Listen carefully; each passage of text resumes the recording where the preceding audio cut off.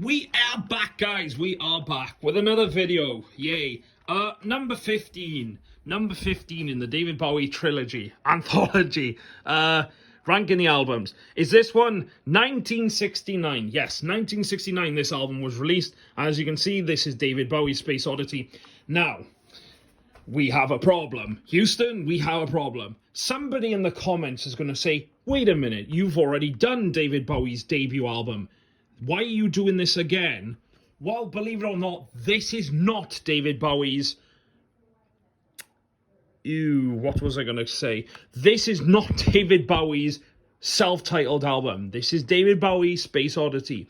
Even though in the UK, this is just called David Bowie. This is actually the American version, which doesn't make a blind bit of difference. But someone's going to go, oh, wait a minute, you've already done his debut album, and then this is his debut album. No, you're completely wrong. This is actually his second album, believe it or not.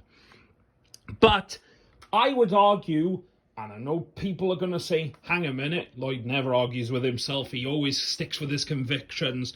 I would argue that this could probably pass as his debut album. Like I said, in the UK, this was just called David Bowie. So it fooled many people into thinking, hang a minute, that's his debut album. Even though his debut actually came out way, way earlier than this one.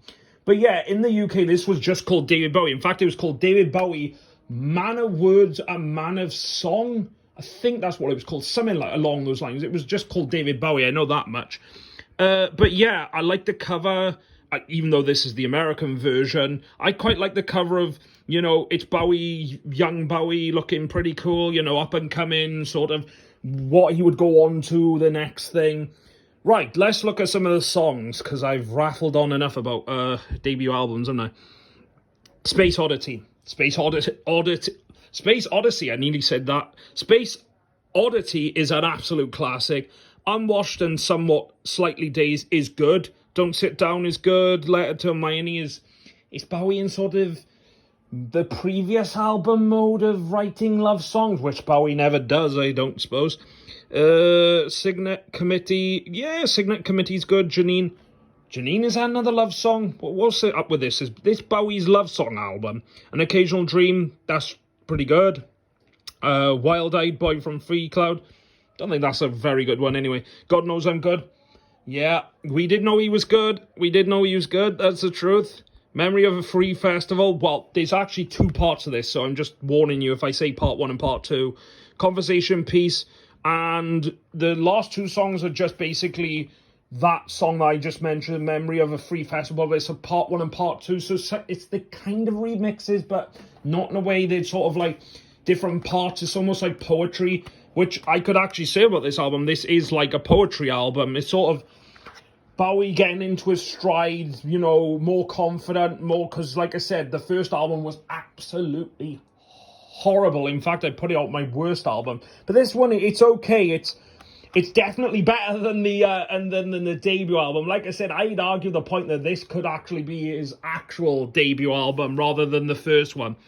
But this is not his debut album. This is his second album. David Bowie's Space Oddity. Is this worth listening to? Absolutely. I'd listen to this one over the debut album immediately. Is this worth buying? Absolutely. Like I said, it builds the foundation of The Man Who Sold the World, which, again, is a pretty good album. Then that would build on to Hunky Dory, which was even better than that one. And then he'd go on to do the glam rock stuff.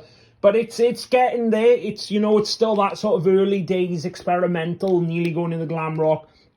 But yeah, this one for me has got to be number 15, David Bowie, Space Oddity from 1969. There you go.